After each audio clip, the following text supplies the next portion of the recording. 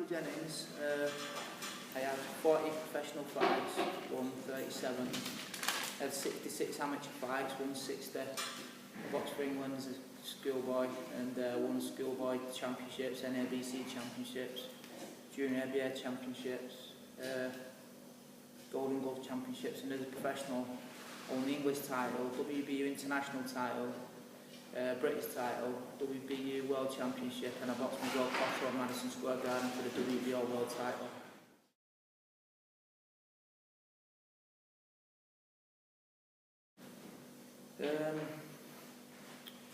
I don't know really. My brothers went down before me, and then I just followed them. And I think after the first time, just me being me, I'm pretty competitive. I don't like getting beat. I just got addicted to the training.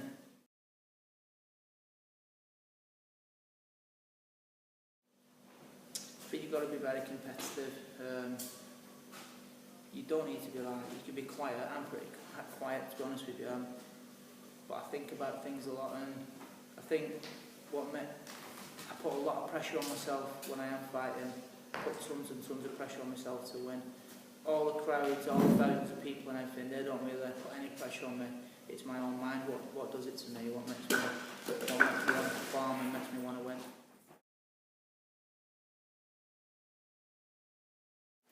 Well, you've got to be confident in yourself. You need people around you to be confident in you as well. But if you don't believe in yourself, then why should anyone else believe in you? Yeah, it's a massive factor in boxing. You've got to have confidence in yourself, and you've got to be able to believe in yourself.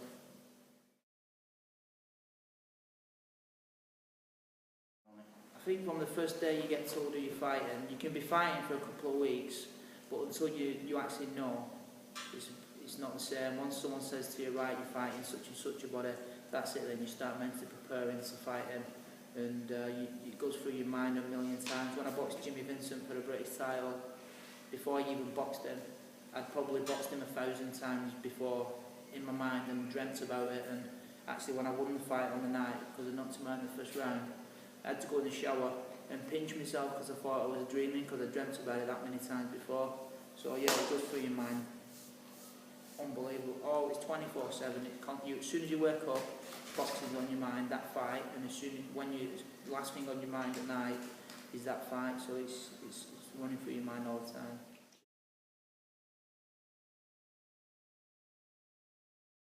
But when I got knocked over by the price, when I was going down and I touched down, for a split second it went through my mind, that's it, I'm going to get beat now. And then as soon as I jumped back up, I just thought, right, this is it, I'm going to have to push it, I'm going to have to take it to him, because the tactics that I had weren't working. I went back to my corner after the first round and I told Brian Hughes, my trainer, I said, there's no point in me boxing this kid, I'm going to have him a fight, and just had to get through it. I dug in, went through the trenches, and more mind strength than anything, just getting over that first round, because I think after the first round, I was still probably up until the 5th round, it was still, a bit dazed in my own mind, but I just dug deep and just got on with it. You have to.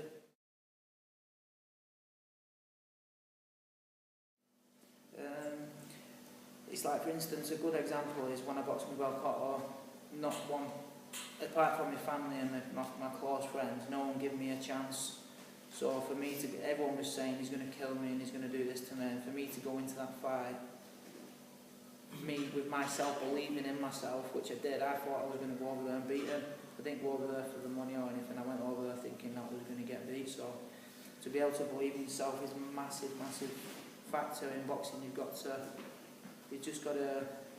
be mentally strong and try and block all the negativity out of you, and just try and be around people that are positive, because like I say, if you're going to be around negative people and they start telling you things, you plant a little seed in your mind, then before you know it, you start believing what people are telling you. So I try and stay away from all them sort of people and stay around the positive people.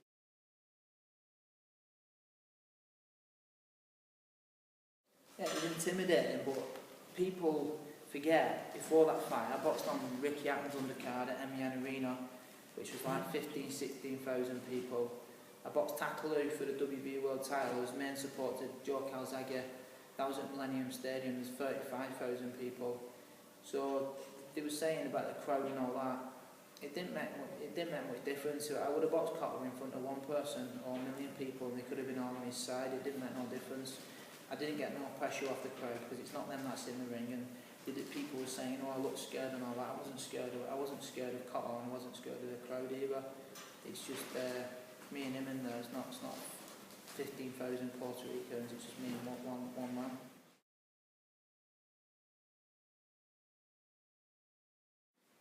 Yeah, I mean, obviously, people, they try and get you to doing a head-to-head and all that sort of stuff, but yeah, honestly, some people probably do get affected by that, but me personally, I never bothered me.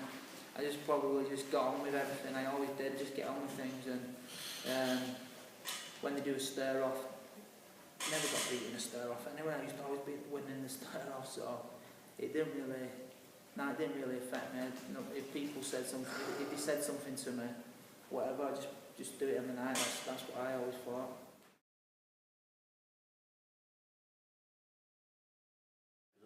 Up until the fight, making weights probably that was the most like important thing to me. My fitness was never a problem because I was always dedicated anyway. I just went and done my running and everything. But even though I did all that, there was always a little niggling back in my mind. I hope I'm going to make the weight. I hope I'm going to make the weight. And there was times when you're starving and you go to bed hungry and everything. Well, 99% of the time I went to bed hungry. And you could have just got up and murdered something to eat, but you don't know, something just in my mind used to stop me.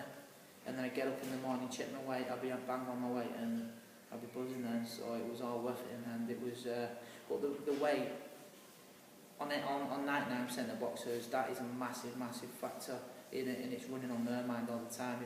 If anything, it's probably 50-50 with the person that you're fighting, I think.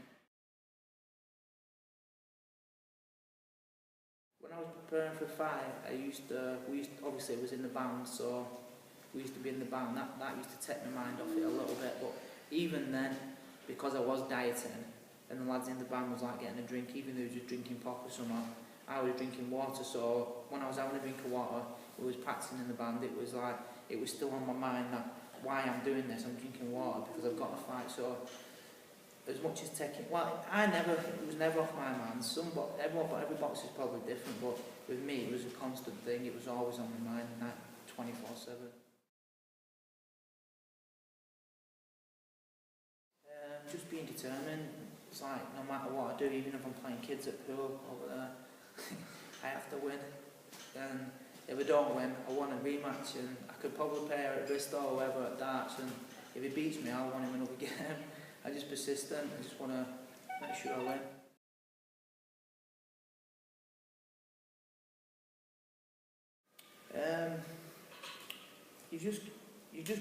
You've got to want it, haven't you? I mean, if you want it, you'll do it no matter what.